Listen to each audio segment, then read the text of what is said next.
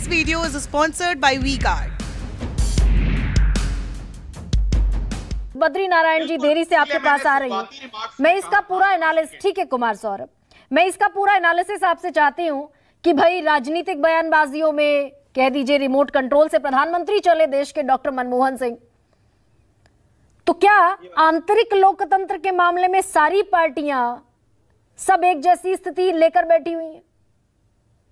गरिमा जी एकदम आप सही कह रही हैं कि जो भारतीय राजनीति का जो पूरा ढांचा है उसमें एक दो चीजों का कॉन्ट्रडिक्शन है, अंतर्विरोध है। एक तो ये है कि यहाँ पर भारतीय समाज में अभी भी पितृ संतान संबंध, यानी पिता अपने प्रोफेशन में बेटे को ढालता है, बेटा अपने पिता के प्रोफेशन में जाना चाहता है, तो एक तरह का जो कैपिटल, सिंबॉलिक कैपिटल पिता से पुत्र को ट्रांसफर हो जाता है और वो उसको आगे बढ़ने के लिए आसानी होती है, रास्ते आसानी से उसके लिए बन जाते हैं। La la la la la la la la la la la। Rahul तन के साथ मन को जगाओ वी-गार्ड वाटर हीटर्स के संग। वी-गार्ड तो ये एक आसान रास्ता है जो राजनीति का कि परिवार से लोग आ जाते हैं, लेकिन जो इंडियन डेमोक्रेसी है वो जाति को नहीं मानती, वो बर्थ को नहीं मानती, वो योग्यता को मानती है, वो परिवारवाद को नहीं मानती है। तो भारत में एक तरह से परिवारवाद और जनतंत्रवाद दोनों का एक मिक्सचर आपको दिखाई पड़ेगा। दोनों कहीं ना कहीं घुल मिल रहे हैं। तो ये एब्सोल्यूट डेमोक्रेसी भी नहीं है जो जैसे कि वेस्ट की डेमोक्रेसी है, और न ये फ्यूडल परिवारवादी संस्कृति है हमारे के राजनीति में। दोनों का मिक्स है। अब ये है कि ये मिक्स होने के कारण क्या असर पड़ता है राजनीति में, जो पूरे पॉलिटिकल कल्चर में आगे बढ़ने वालों का या जनतंत्र के विस्तार का। तो देखिए यहाँ जनतंत्र बहुत कंडीशनड है, क्योंकि ये सारे दरवाजे हैं, जिन दरवाजे से लोग आ जाते हैं तो उनको आपको लेना पड़ता है। इसमें भी कई बहुत अच्छे भी निकलते हैं, यानी कोई जरूरी नहीं है कि परिवार से आया हुआ हर आदमी अयोग्य ही हो। अच्छे भी होते हैं बट अयोग्य भी होते हैं, लेकिन इसका कोई निदान नहीं है। क्योंकि ये मुझे एक नेता ने कहा कि भाई भारत में तो इवन जो परिवारवाद चलता है वो बेटी को नहीं मिलता, बेटे को मिलता है। यानी बेटा और बेटी दो कॉन्टेस्ट करने लगे तो माना जाएगा कि बेटे को ही दिया जाएगा। तो प्रोफेसर बद्री नारायण, ये फिर तो हमाम में सब बगैर कपड़ों के ये मान लिया जाए?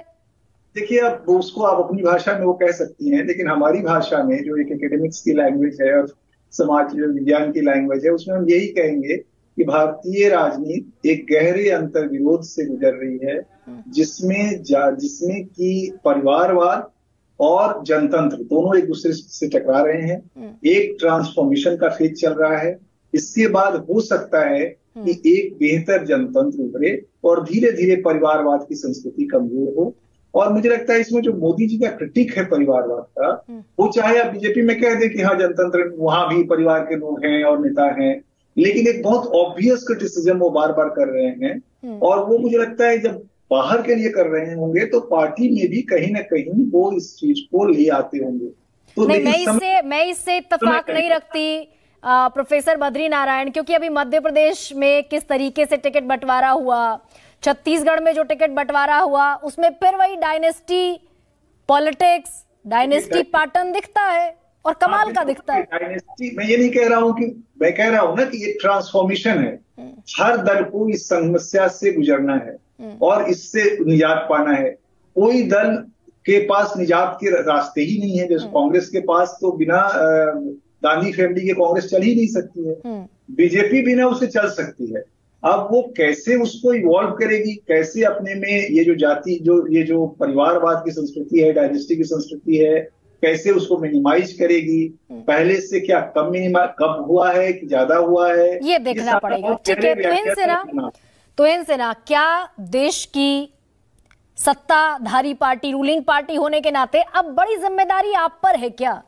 पार्टी विद द डिफरेंस का स्लोगन है आपका, तो जब आप परिवारवाद पर खुद के घिर जाते हैं, भ्रष्टाचार पर भी घिर जाते हैं, रिमोट कंट्रोल पर भी घिर जाते हैं, तो क्या उन तमाम चीजों से परहेज करना आपकी जिम्मेदारी हो जाती है कि भैया 70,000 करोड़ के घोटालेबाजों को पार्टी में न शामिल करें, डायनेस्टी वंशवाद के सारे प्रतीकों को, ज्योतिरादित्य सिंधिया, जितिन प्रसाद, आरपीएन सिंह, सबको ना शामिल करें, कम से कम अपना पल्ला बचा रह जाए?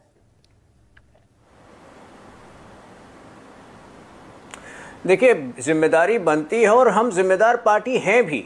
मैं अपने अलायंस पार्टनर्स का, आप चूंकि समय का अभाव है मैं उस पर अभी नहीं जाना चाहता हूं, लेकिन जितने भी नाम आपने गिनाए, मैं पीयूष जी के बारे में इसलिए कह रहा था, आप बार बार पीयूष जी के बारे में बात करती हैं। अगर आप उनका बायोडेटा पढ़ें, राजनीतिक बायोडेटा, 91 के चुनाव से वो सक्रिय रहे हैं, वार्ड जाकर वो प्रचार करते थे। और आज अगर आप उन्हें इस पद पे देख रही हैं तो वो एक जर्नी रही है। अगर आज सुषमा जी की बेटी आ रही है तो उनको भी एक संघर्ष से गुजरकर उनको वो पद नहीं दिया जाएगा। अगर 15 साल बाद अगर आप उनको, ज्योतिरादित्य सिंधिया ने तो आपके यहाँ संघर्ष नहीं किया तो हिंसेना, लेकिन चूंकि कांग्रेस को लगता है, एक सेकंड में बड़ी बात कहने जा रहा हूं, ज्योतिरादित्य सिंधिया ने क्या बीजेपी के लिए घर घर जाकर प्रचार किया? उनको आपने सिविल एविएशन मिनिस्ट्री आते ही दे दी, वो किस चीज का रिवॉर्ड था? सिंधिया एक स्थापित, जब वो आए यहाँ पर, देखिए गरिमा जी आप फिर गलत तुलना कर रहे हैं। जब ज्योतिरादित्य सिंधिया यहाँ पर आए तो वो एक स्थापित नेता ऑलरेडी थे, वो एक मंत्री रह चुके थे। उनको ऐसा नहीं है कि हमने कुछ ऐसा दे दिया जो उनके पास पहले प्राप्त नहीं था। मैं आपसे एक सवाल पूछना चाहता हूं और कांग्रेस से भी ये सवाल है, क्योंकि कांग्रेस को लगता है कि मल्लिकार्जुन बहुत मजबूत नेता है, बहुत मुक्त विचारों के नेता है। आपने देखा है किस प्रकार से पिछले 1.5-2 सालों में एक नीति के तहत राहुल गांधी ने विदेशों में भारत को धूमिल करने का प्रयास किया, और यही एक प्रयास 9 सितंबर को हुआ था जब G20 का समिट यहां पे चल रहा था। राहुल गांधी जाकर ब्रसेल्स में कह रहे थे विषयांतर के लिए तो फिर बहुत लंबा समय मैं बहुत बड़ी बात कहने जा रहा हूं, मैं बहुत बड़ी बात कहने जा रहा हूं। नहीं, एक ही सवाल पूछने जा रहा हूं कि राहुल गांधी चाइना की बेल्ट और रोड इनिशिएटिव का समर्थन कर रहे थे, क्या ये कांग्रेस का ऑफिशियल स्टैंड है? कांग्रेस के प्रवक्ता बताएं, और अगर नहीं है तो क्यों खारगे इसके विरोध बोल नहीं सके? इस पर भी कभी डिबेट रखेंगे, इस पर डिबेट रखेंगे। खारगे जी क्या पार्टी का 75 बरसों का इतिहास वाकई आपको बार बार कटघरे में खड़ा करता है? तो आगे बड़े सचेत हो जाने की जरूरत है इस ट्रांसफॉर्मेशन के दौर में।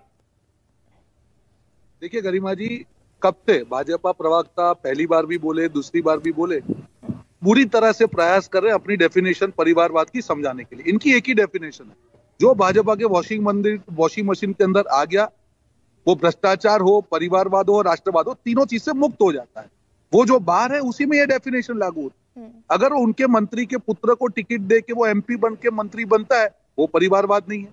अगर उनके कोई बड़े मंत्री के पुत्र को कोई क्रिकेट बोर्ड में रखा जाता है, वो परिवारवाद नहीं है। अगर किसी मुख्यमंत्री की पुत्री को MP बना के मिनिस्टर बनाया जाता है, वो परिवारवाद नहीं है। किसी दूसरी पार्टी के उस नेता के ऊपर ये आक्षेप करते हैं परिवारवाद के, और वो जो भाजपा में आके उनको मंत्री बनाया जाता है, वो परिवारवाद नहीं है। तो क्या ये परिभाषा भी अपनी कन्वीनियंस के हिसाब से, पॉलिटिकल कन्वीनियंस के हिसाब से बदल जाती है? हालांकि परिवारवाद।